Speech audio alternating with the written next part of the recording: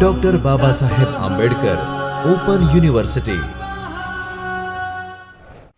Namaskar student, welcome to the lecture series for the subject mobile operating system.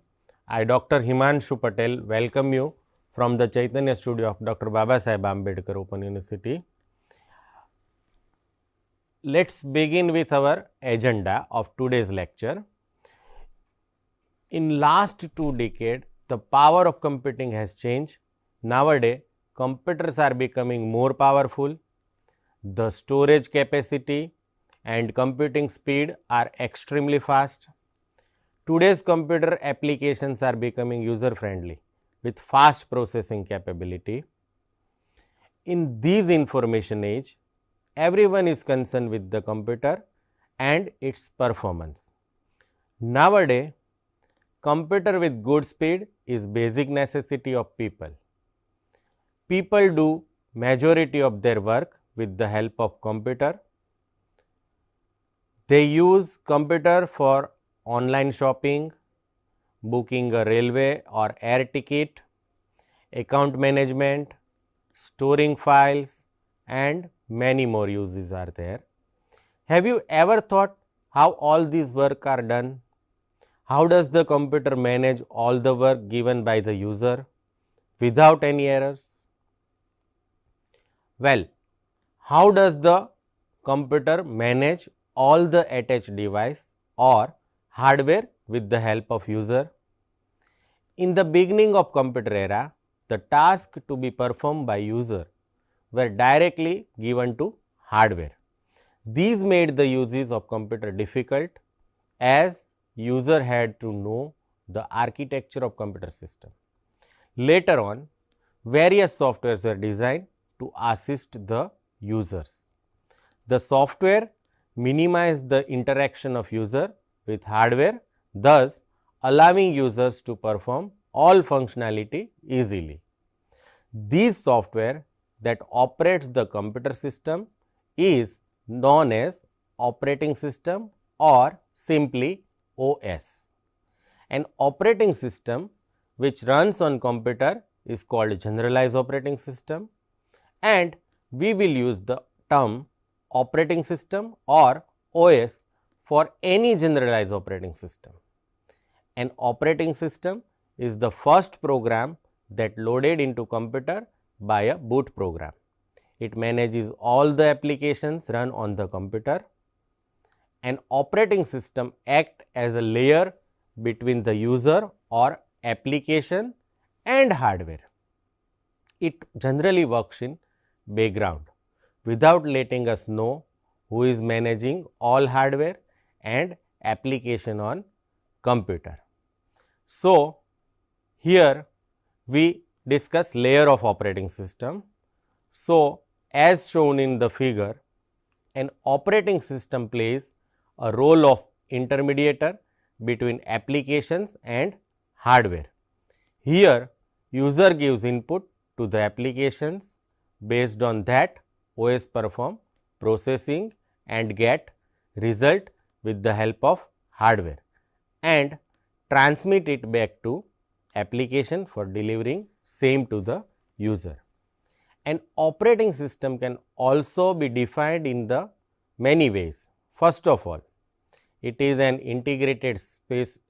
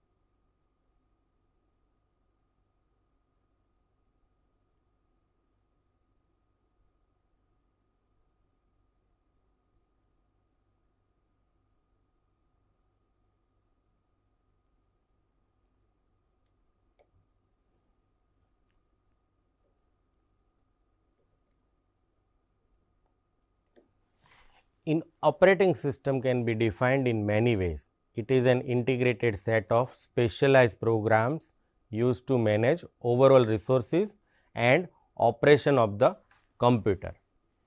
It is a software that acts as an interface between the user and hardware of the computer system. It is a software that provides working environment to the user's applications. It is a resource manager that manages resources needed for all the applications in the background. It is specialized software that controls, monitors and execution of all other applications that resides in computer. Now, let us discuss need of generalized operating system. Why we need operating system? To understand the need of operating system, we need to answer the questions raised here. Often while working with computer system, we might take faced question like, while storing the data on file, who is allocating memory to the file? Next question, who is mapping logical path of file to the physical location of file on hard disk? We may have question, today's computer can open and manage multiple windows at the same time. Who managing all windows? Then, who protect users data to unauthorized access by another users? While print command is given, who is transferring the data from file to printer? When any request is sent for the data from the network, who transfers data within network? Who provides the mechanism to transfer data between two applications, and who manages CPU and makes sure that there is not sitting idle or busy forever? Who schedules the processes for the CPU execution? Who manages the memory or RAM and how it is allocated as and when it is demanded by the processes? Well, the answer of all the questions raised here is operating system. An operating system has a responsibility to manage all the resources and applications in the computer system and provides friendly environment to the users. Now, let us try to find out objective of generalized operating system. In the journey of operating system development, the central theme is to keep in mind the convenience of the user. The objectives of the operating system may be stated as a convenience, which means main goal of the operating system is to provide convenience to its users. Operating system hides the complex mechanism of hardware handling from the user and provide a user friendly graphic user interface to its users. So, first is the convenience, second is efficiency. Operating system makes the computer system convenient to its user in an efficient manner. Operating system effectively manages all resources such as printer, hard disk, RAM, CPU. Operating system makes arrangement that each running application can get resources and when it is demanded. OS uses scheduling algorithm, so each application utilizes computer system resources at its optimum level. OS keeps track of who is running, who is using which resources, granting resources request and mediating conflicting requests from different program and users. The third objective is ability to evolve, and operating system should be constructed in such a way as to permit the effective development, testing and introduction of new system functions without interfering with existing services. So, these are the some of the objectives of operating system. Now, let us try to understand what are the functions performed by the generalized operating system. Now we have understood the need of operating system. Now it is time to discuss various functions of operating system. The functions can be divided into two parts, namely user view functions and system view functions. So one is from user point of view, another is from system point of view. Let us try to understand user view functions. The user view is a top down view function. It allows execution of the user's task on the computer system without knowing the complex hardware detail of the computer system. It provides a simple interface between application and the hardware. The user view functions are as discussed is error detection. So first is error detection. A variety of errors can occur while computer system is running. These includes internal and external hardware errors such as memory errors or device failure or malfunction, and various software errors such as division by zero and inability of the OS to grant the request of an application. OS traces the error and prompts the error messages to the user. It also provides methods for debug and error detection. Second is coordination between application and users. The OS acts as a coordinator between various kinds of application and its user. It coordinates assignment of compilers, interpreter, assemblers and other software to various users of the computer systems.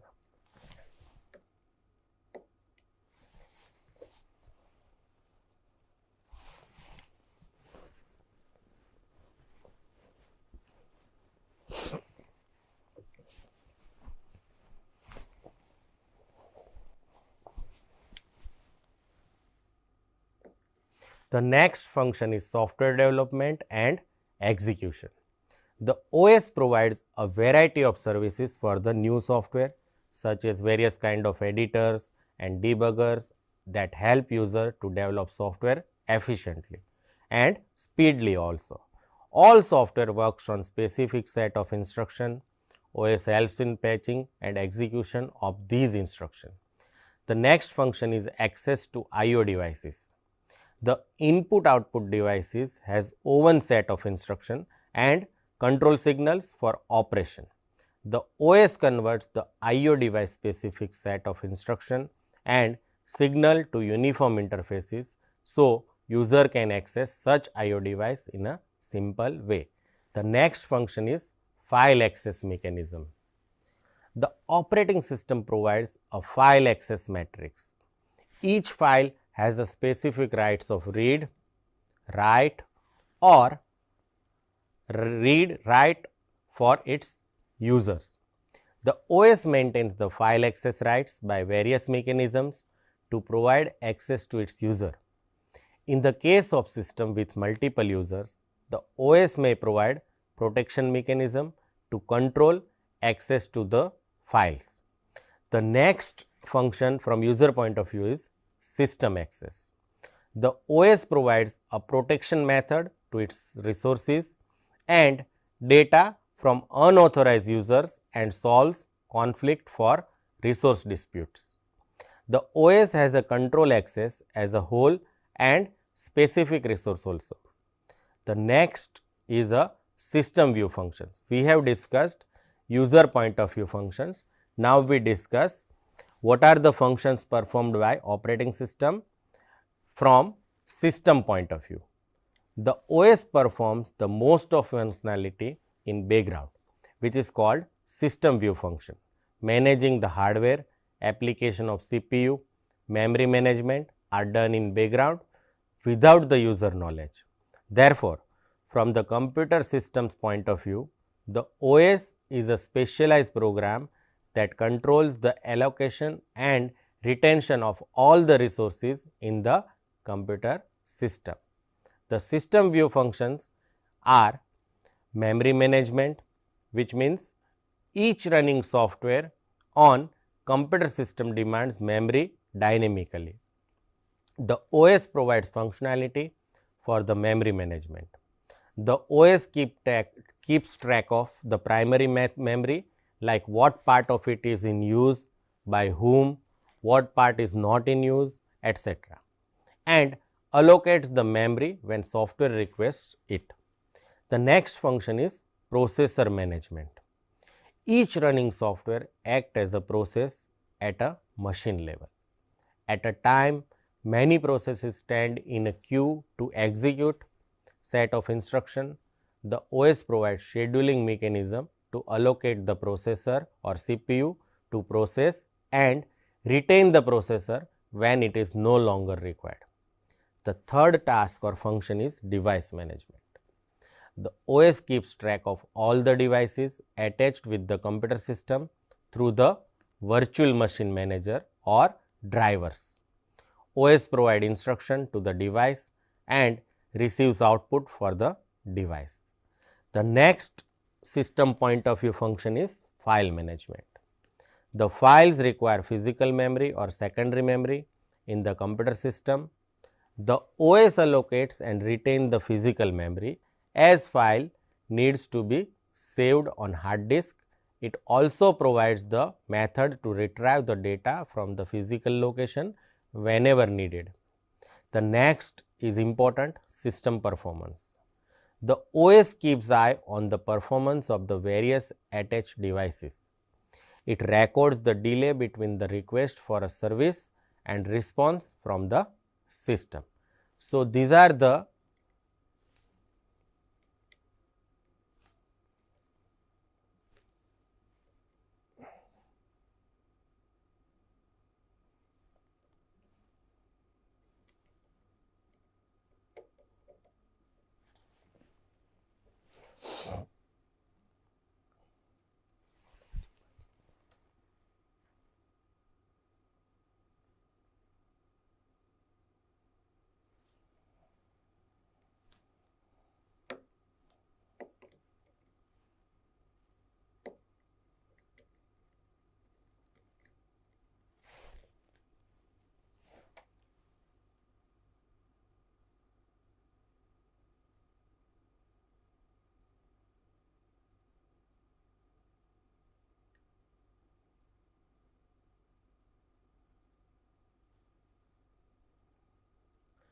કેટલી minute થઈ?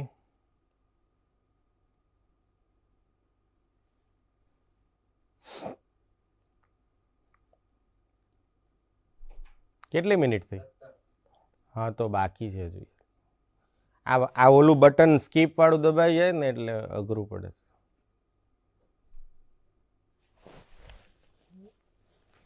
Cut કરી દીધું?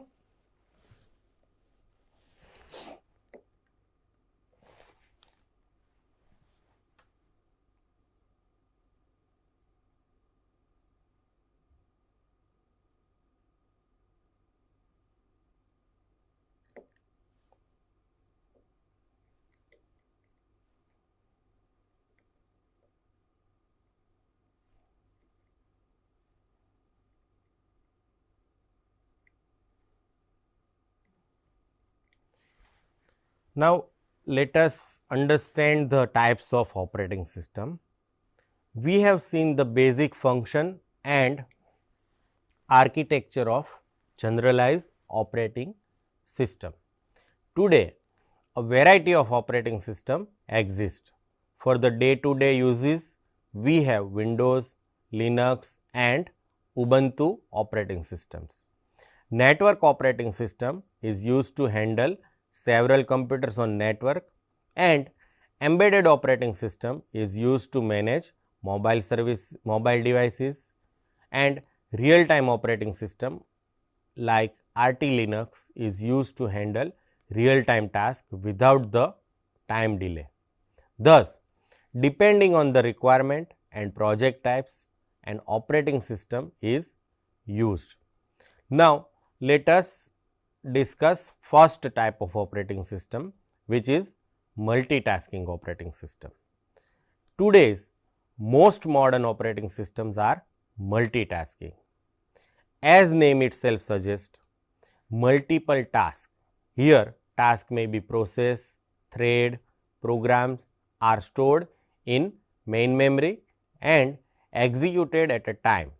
If we can play MP3 music, write a text on text editor, search data on internet simultaneously, then the OS is called multitasking OS or MOS in short. All the modern generalized operating systems are multitasking OS. Functions of MOS is the same as function of generalized OS. Multitasking OS is useful when the user want to open and works on the multiple applications simultaneously on computer system. Microsoft Windows, Linux, Ubuntu are the modern multitasking operating system. Now, let us look at the figure of multitasking operating system.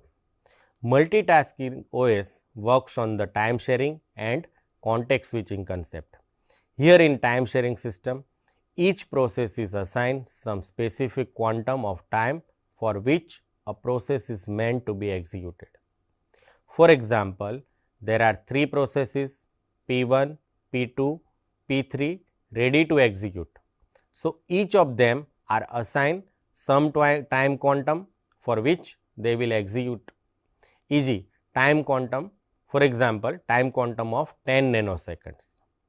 As one process begins execution, say P1, it executes for that quantum of time 10 nanosecond.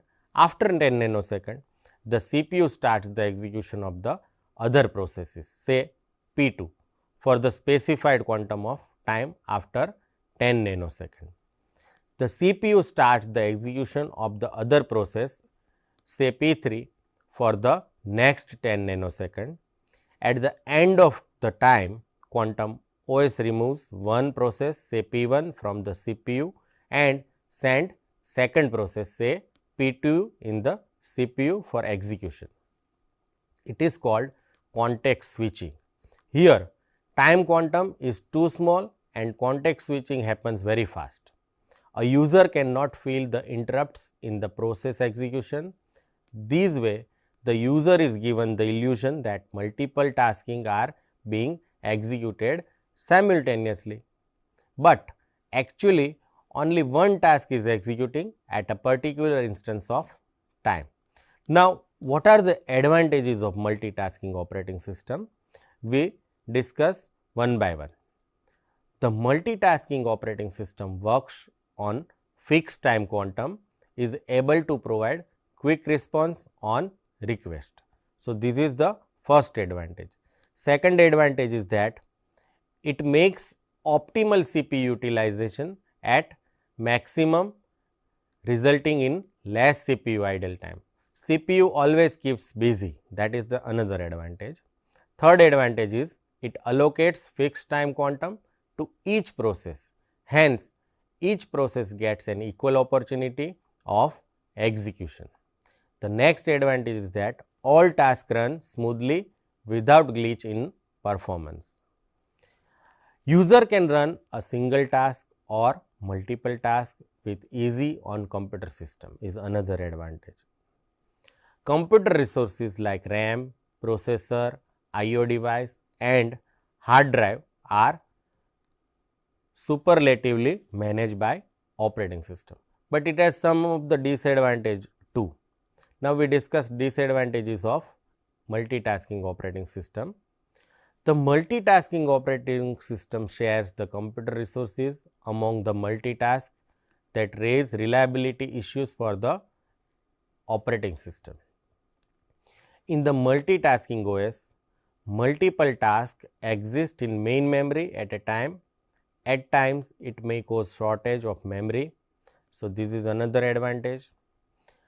Next disadvantage, if the processor in the computer system is slow, then it may take long time to process program, and sharing computer resources at a time raises question of security and data integrity of user task.